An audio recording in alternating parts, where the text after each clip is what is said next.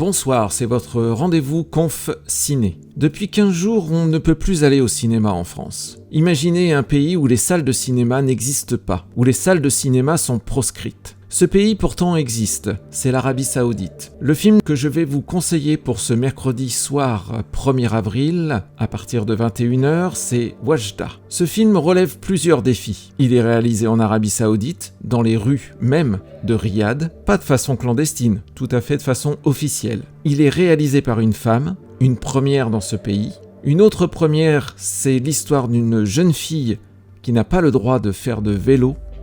Oui, le vélo est proscrit également en Arabie Saoudite. Et un élément important, c'est que ce film a reçu à Venise en 2012 le prix du meilleur premier film.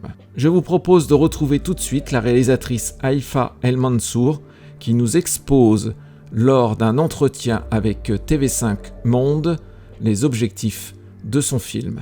Je restais dans le camion, j'avais des écrans et je parlais aux acteurs par téléphone. Tu dois lever les yeux, rapproche-toi, avance comme ça.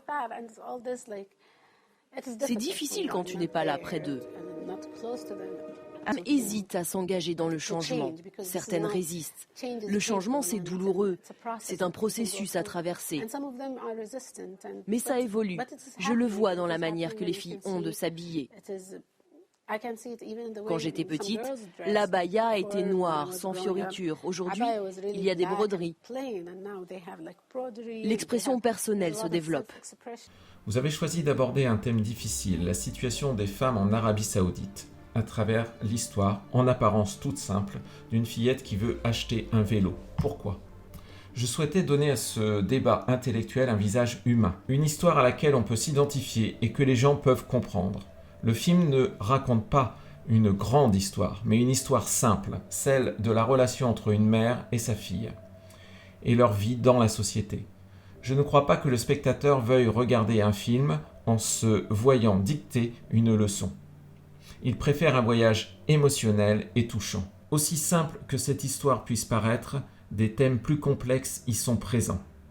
C'était très important pour moi de dresser un portrait précis de la situation des femmes en Arabie Saoudite et de rendre crédibles les personnages qui sont des gens comme tout le monde qui doivent naviguer à travers un système en place. J'ai confiné, chef. Mais où est donc passée la 7e compagnie ? C'est le programme du jeudi soir, jeudi 2 avril. Et oui, un grand classique du cinéma pour rire à la française. Mais où est donc passée la 7e compagnie ? Le 3e plus gros succès commercial français de l'année 1973. Alors je ne sais pas à combien on en est de rediffusion à la télévision, mais à chaque fois c'est un carton.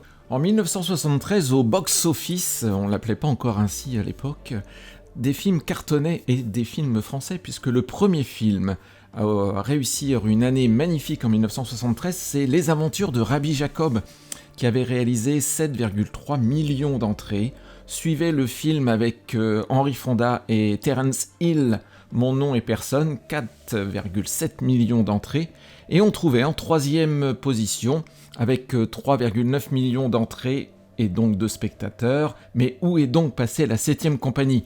À bien penser que certainement jeudi soir, il fera autant de spectateurs et plutôt de téléspectateurs sur TF1, donc à partir de 21h05, jeudi 2 avril.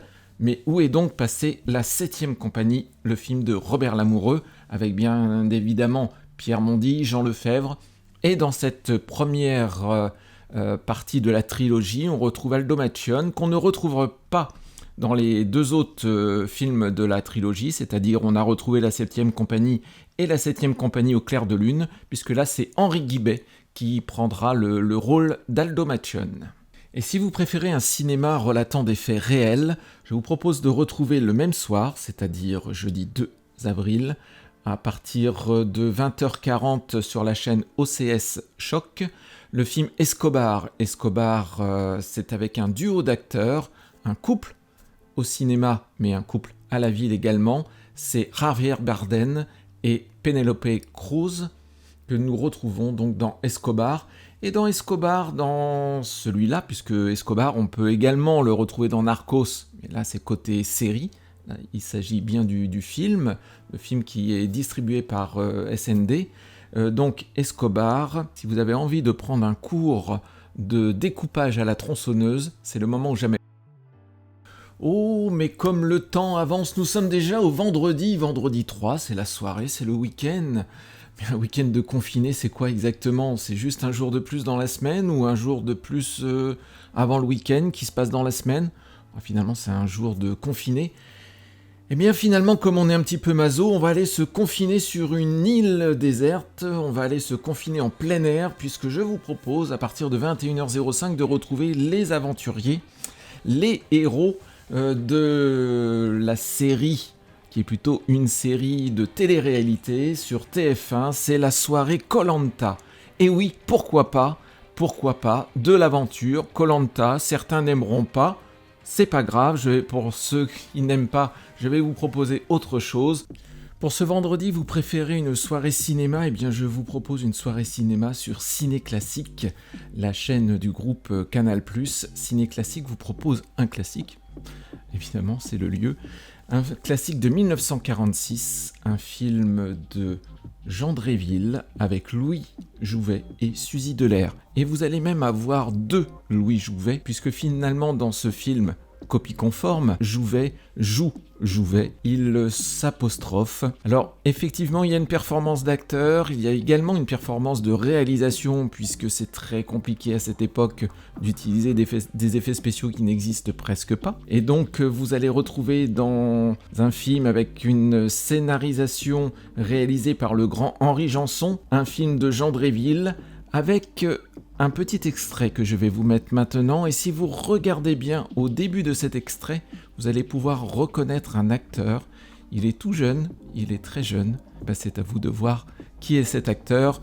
Je vous mettrai sur la page Facebook de Cinésphère, justement, qui est cet acteur. Je vous souhaite une excellente soirée du vendredi, une excellente soirée du mercredi, jeudi, vendredi. Et puis le samedi, vous me direz, pas de programme? Eh bien non, pas de programme le samedi. Le samedi, lecture, où vous faites ce que vous voulez.